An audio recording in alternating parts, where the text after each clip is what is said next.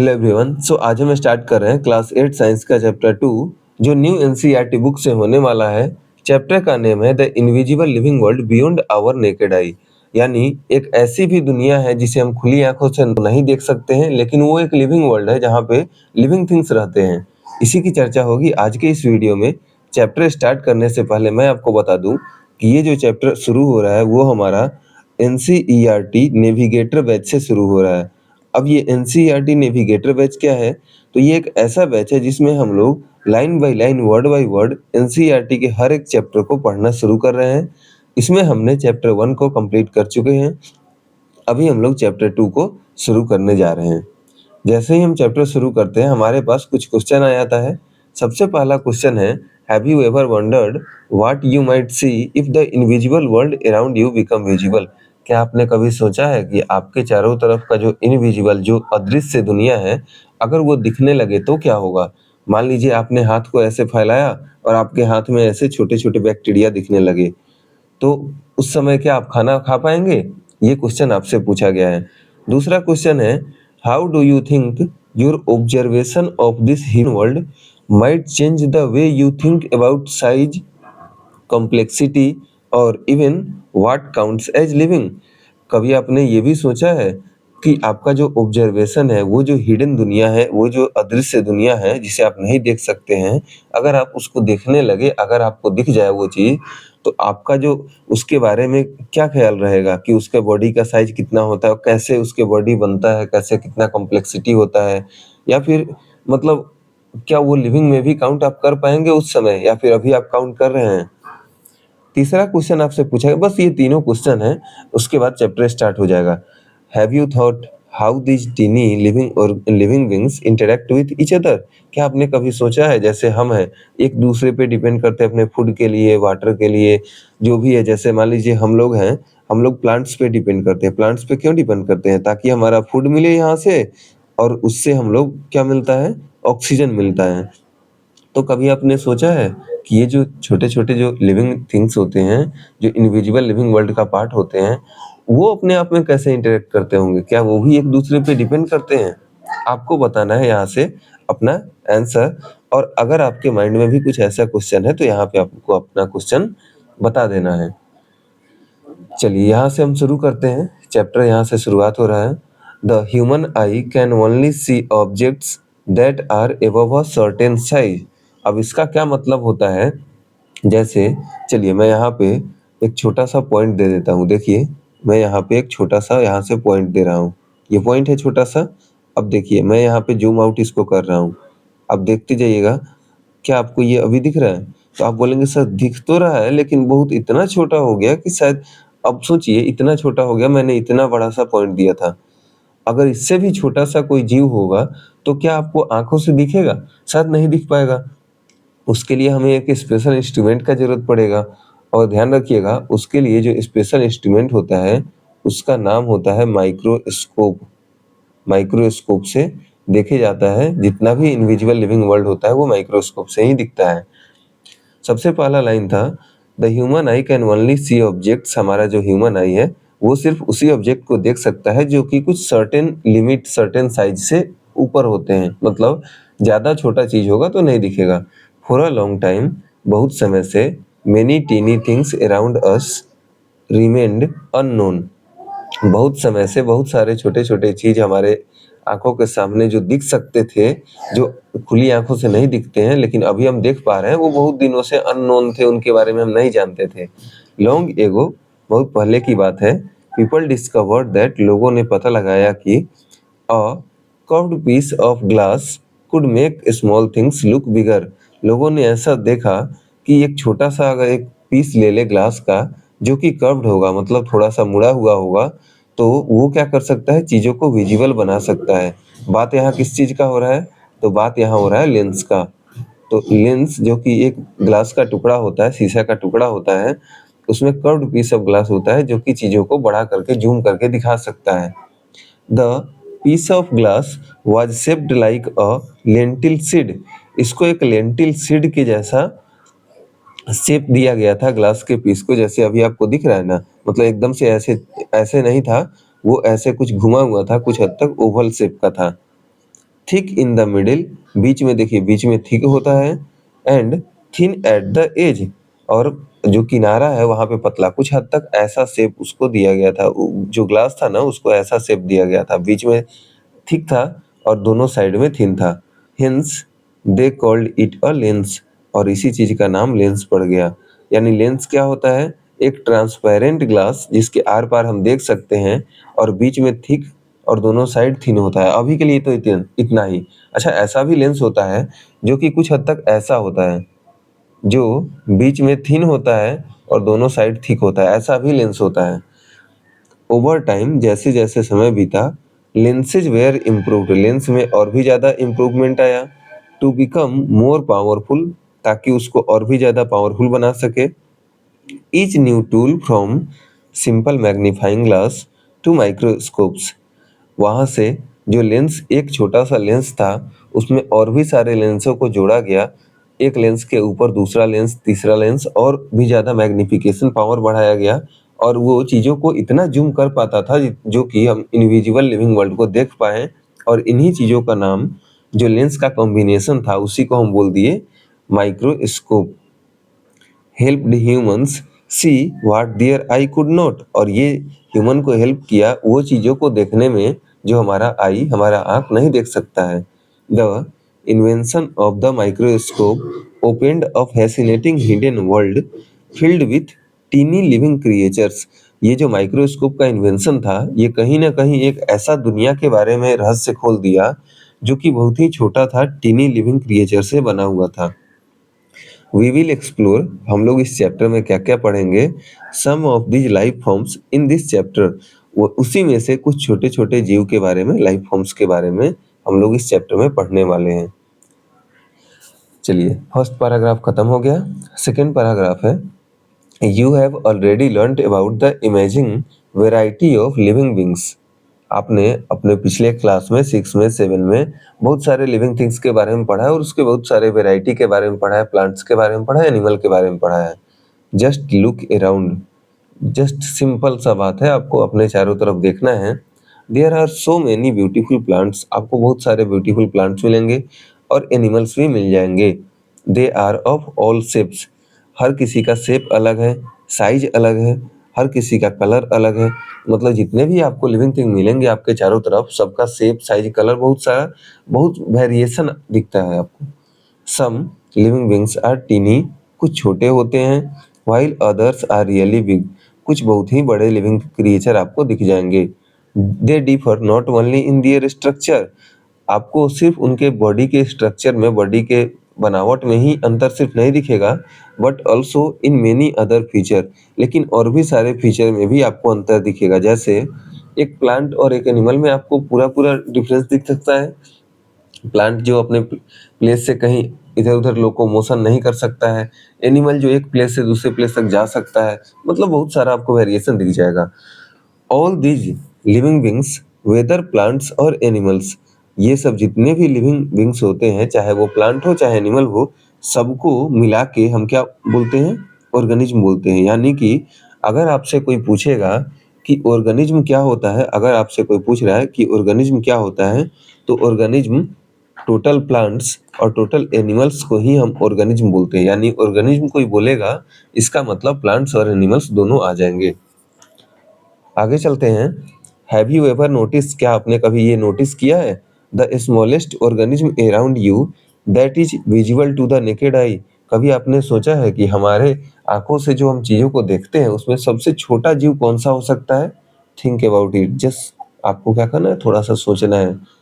How small a thing can our eye actually see, बस आपको ये सोचना है कि हमारा आंख कितना छोटा से छोटा चीज देख सकता है। You might have seen some people, आपने कुछ ऐसे लोगों को देखा होगा, यूजिंग रीडिंग ग्लासेज, जो चश्मा लगाते हैं, रीडिंग ग्लास का यूज करते हैं। How does it help them, आपको क्या लगता है कैसे वो उनको हेल्प करता होगा ताकि वो अच्छा से अच्छा देख सके? और what happens when we use a magnifying glass to observe something, या फिर क्या होता है जब हम एक मैग्नीफाइंग ग्लास, एक लेंस को लेते हैं ताकि हम किसी चीज को देख पाएं? कभी देखिएगा आपके पास ज्योमेट्री बॉक्स होगा, उसमें आपको एक लेंस ऐसा मिलता है, कुछ ज्योमेट्री बॉक्स में आता है, ऐसा लेंस मिलता है। कभी देखिएगा उससे चीज़ों को देख के आपको दिखेगा कि वो जो होता है ना, वो चीज़ों को ज़ूम कर देता है। तो ऐसा क्या होता है इसमें? क्या ख़ास होता है? चलिए एक्टिविटी है छोटा-सा, आपको क्या करना है सबसे पहले एक छोटा-सा वे राउंड बॉटम फ्लास्क लेना है, मतलब एक ऐसा कटोरा लेना है जिसका जो नीचे का ये होगा, ये राउंड होना चाहिए, ऐसे गोल होना चाहिए। सबसे पहला चीज़ आपको ये ले लेना है, जो कि ग्लास का बना होना चाहिए, शीशा का बना होना चाहिए और दूसरा चीज़ आपको उसमें वाटर को फिल कर देना है। उसके बाद क्या करना है, close the mouth of a flask with a cork. Cork का मतलब एक लकड़ी का टुकड़ा होता है, लकड़ी के टुकड़े से क्या करिए, इसका जो ऊपर का ढक्कन है इसको बंद कर दीजिए। Now place the flask on an open book. अब क्या करना है, इसको एक बुक के ऊपर रख देना है। एक ऐसा बुक जो यहाँ से ओपन होगा, इसके ऊपर आपको इसे रख देना है। मान लीजिए ये बुक है, जो कि पूरा आपका बुक ओपन है, आपको क्या करना है, इसके ऊपर इसे रख देना है। And look at the letters through it, और आपको ऊपर से यहाँ से आपको झाँक के देखना है कि नीचे जो लेटर दिख रहा है, जो बुक पे लिखा हुआ लेटर दिख रहा है, वो कैसा दिख रहा है। बस एक एक्सपेरिमेंट है, आप क्या नोटिस करेंगे, do you notice something interesting, क्या आपको कुछ इंटरेस्टिंग लगा है। द लेटर्स अपीयर लार्जर, आपको देखिए कुछ ऐसा दिखेगा, कुछ ऐसा दिखेगा।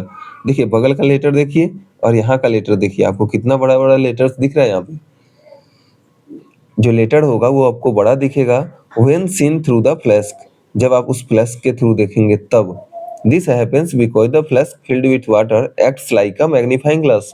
ये सिंपल सा हुआ क्यों है, क्योंकि वो जो फ्लास्क में हम वाटर फिल कर दिए थे, पानी फिल किए थे, वो एक मैग्नीफाइंग ग्लास मतलब एक लेंस के जैसा काम कर रहा है। मैग्नीफाइंग ग्लास को लेंस से ही बोला जाता है, ठीक है।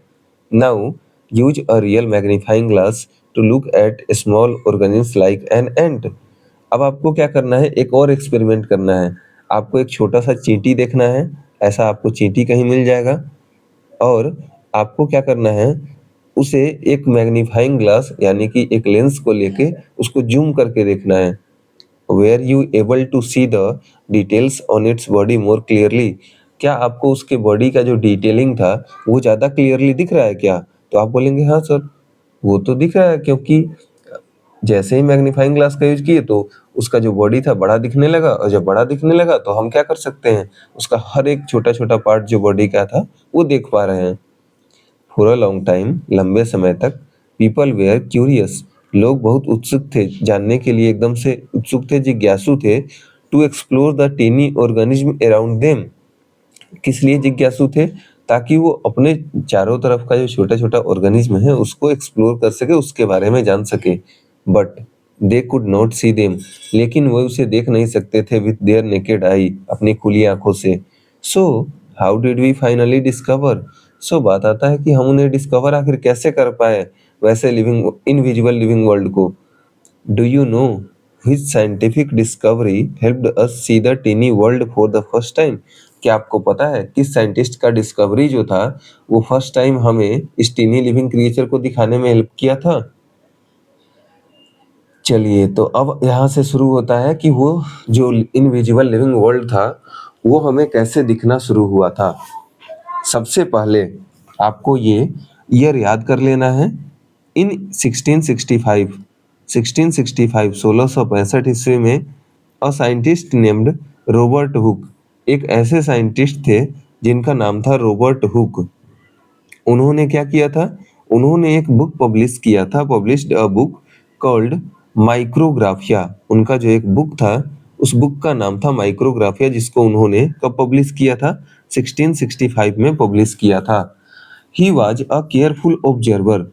अब देखिए जैसे आपको ऑब्जर्वर बनाने का कोशिश किया गया है, जहाँ पे आप चीज़ों को ऑब्जर्वेशन कर पाए, ऐसे ही वो भी एक केयरफुल ऑब्जर्वर थे, चीज़ों को बहुत बारीकी से देखते थे। एंड अ स्किल्ड आर्टिस्ट, और एक बहुत ही स्किल का मतलब होता है निपुण, मतलब उन्हें किसी चीज़ के आर्ट के बारे में अच्छा खासा नॉलेज था। इन दिस बुक, अपने इस बुक में, he showed detailed drawing of tiny things that people had never seen before. उन्होंने छोटे छोटे चीज़ों को बहुत ही मतलब डिटेल ड्राइंग किया, मतलब छोटे चीज़ों को बड़ा करके, ज़ूम करके अपने बुक में दिखाया, जो लोग उससे पहले कभी देखे नहीं थे। Things he saw using a tool we now called a microscope. उस समय जो उन्होंने उस टूल का यूज किया था ताकि चीज़ों को देखा जा सके, हम आज ही के डेट में उसे एक माइक्रोस्कोप बोलते हैं। देखिए बेसिकली होता क्या था उस समय, लेंस तो था, लेंस तो होता था, लेकिन उतना डेवलप नहीं था, तो वो चीज़ों को देख पाए थे, लेकिन एक कहीं ना कहीं शुरुआत था, एक चिंगारी था जहाँ से चीज़ें की शुरुआत हो पाई थी। His microscope made things look 200 to 300 times bigger. उनका जो माइक्रोस्कोप उन्होंने बनाया था 2-3 लेंस को कंबाइन करके, वो कहीं न कहीं चीज़ों को 200 या 300 गुना बहुत बड़ा दिखा रहा था। Then what one could see with the unaided eye. लोग अपने आंखों में बिना चश्मा लगाए जितना देख सकते हैं नॉर्मली, उससे 200 या 300 गुना ज्यादा ये मैग्नीफाई करके दिखा रहा था उनका जो माइक्रोस्कोप था। सो वन डे, एक दिन, he looked at a thin slice of cork. उन्होंने एक पतला सा कॉर्क, क्या होता है कॉर्क का मतलब लकड़ी का एक छोटा पतला सा टुकड़ा, जो देखिएगा ना बोतल वगैरह जो होता है ना, बोतल में ऊपर ढक्कन के जगह पे पुराने जमाने में जो लिक्कर वगैरह शराब वगैरह का बोतल होता था, उसमें ऐसे लकड़ी का एक टुकड़ा लगता था, उसी को कॉर्क बोला जाता था। उन्होंने पतला सा इसका स्लाइस काटा, एक पतला सा, और उसमें देखना शुरू किया माइक्रोस्कोप से। And so it was made up of many small empty space. उन्होंने देखा कि ये बना हुआ था छोटा छोटा बहुत सारा एम्प्टी स्पेस, खाली जगह से बना हुआ था। These compartments reminded him of a honeycomb. और वो जो चीजों से बना हुआ था, उससे कहीं ना कहीं उनको हनीकॉम्ब वाला स्ट्रक्चर याद आ गया, मधुमक्खी का जो छत्ता होता है उसका स्ट्रक्चर याद आ गया। He drew what he saw. उन्होंने जो देखा वही अपने बुक में ड्रॉ किया। And called each small spaces a cell. उन्होंने जितना भी स्मॉल स्पेस, छोटा छोटा स्पेस जो उनको दिखा, उसको एक नाम दे दिया cell. This was the first time the word cell was used in science. और ये साइंस में पहली बार ऐसा हुआ था जब सेल नाम का वर्ड यूज हुआ था साइंस के बुक में। He to describe the basic unit of life. और उससे पहले हो सकता है सेल तो रहा होगा, सेलुला। देखिए बेसिकली ये सेलुला वर्ड यूज किया था, आपके बुक में दिया हुआ सेल, लेकिन ये सेलुला वर्ड यूज किए थे, बाद में मॉडिफाई होकर उसको सेल बोलना चालू हो गया। तो ये फर्स्ट टाइम ऐसा था जब बेसिक यूनिट ऑफ लाइफ को सेल बोला गया था। अराउंड द सेम टाइम, लगभग उसी समय, इन 1660s, लगभग 1660 से लेके 1670, ये जो एस लगा होता है ना, इसका मतलब डेकेड होता है। इसका मतलब है 1660 से लेके 1670 तक। अच्छा, अगर प्रिसाइजली बात करें तो बाकी बुक आप देखेंगे तो 1674 आपको मिलेगा। ये आपको बाकी बुक में 1674 में मिलेगा। एंटोनी, देखिए दूसरे साइंटिस्ट का नाम है Antonie van Leeuwenhoek. Antonie van Leeuwenhoek, जो कि एक डच साइंटिस्ट थे। डच जो होता है पीपल ऑफ होलैंड को बुलाया जाता है। डच साइंटिस्ट थे। मेड बेटर लेंस, उससे भी अच्छा लेंस बनाए। That allowed him to build more useful microscope, जिससे वो और भी ज़्यादा यूजफुल, और भी ज़्यादा जूम करने वाला माइक्रोस्कोप बना पाए। He was the first person to clearly see and describe tiny living things. ध्यान रखिएगा, वो जो देखे थे, ये जो Antonie van Leeuwenhoek, sorry Robert Hooke जो देखे थे, इन्होंने क्या देखा था? तो इन्होंने छोटा सा जो ये कॉर्क था, इसको देखा था। ध्यान रखिएगा, इन्होंने कॉर्क को देखा था। कॉर्क यानी कि जो लिविंग थिंग नहीं था, वो डेड सेल से बना हुआ था, मतलब प्लांट का जो डेड टुकड़ा था, जो बहुत पहले डेड हो चुका था, उसको देखा था। लेकिन एंटोनी वैन लीवेनहुक ने क्या देखा था? तो एंटोनी वैन लीवेनहुक ने पहली बार एक लिविंग थिंग को देखा था माइक्रोस्कोप के अंदर। यानी लिविंग सेल का डिस्कवरी एंटोनी वैन लीवेनहुक ने किया था, डेड सेल का रॉबर्ट हुक ने। आपसे कोई पूछेगा सेल का डिस्कवरी कौन किया था, तो आप सीधा बोलेंगे रॉबर्ट हुक। अगर लिविंग पूछा जाएगा तब Antonie van Leeuwenhoek. Like bacteria and blood cell, उन्होंने बैक्टीरिया को भी देखा था, ब्लड सेल को भी देखा था बाद में। Because of this he is known as the father of microbiology. और इसी कारण से उन्हें फादर ऑफ माइक्रोबायोलॉजी भी बोला जाता है आज के डेट में। मतलब एंटोनी वैन लीeuwenhoek को एक अलग नाम दिया गया, फादर ऑफ माइक्रोबायोलॉजी। माइक्रोबायोलॉजी नाम से क्लियर है, यहाँ पे दो वर्ड से बना हुआ है। माइक्रो का मतलब छोटा छोटा, बायोलॉजी का मतलब लिविंग थिंग, यानी छोटे छोटे लिविंग थिंग के बारे में जिस साइंस के ब्रांच में पढ़ा जाता है उन्हें हम माइक्रोबायोलॉजी बोलते हैं। चलिए तो एक काम करते हैं, यहीं तक रहने देते हैं। नेक्स्ट वीडियो में हम लोग बात करेंगे कि आखिर व्हाट इज सेल, सेल होता क्या है और सेल किस किस चीज से मिलकर बना होता है, सेल का डिस्कवरी कैसे हुआ था, जब हुआ था तब उस समय सेल कैसा दिख रहा था, सबके बारे में डिटेल में नेक्स्ट वीडियो में बात करेंगे। बाकी अगर आपको एनसीईआरटी नेविगेटर बैच ज्वाइन करना है तो नीचे आपको गूगल फॉर्म का लिंक मिल जाएगा, वहां से फिल कर लीजिएगा, आपको ज्वाइन करवा दिया जाएगा बैच में।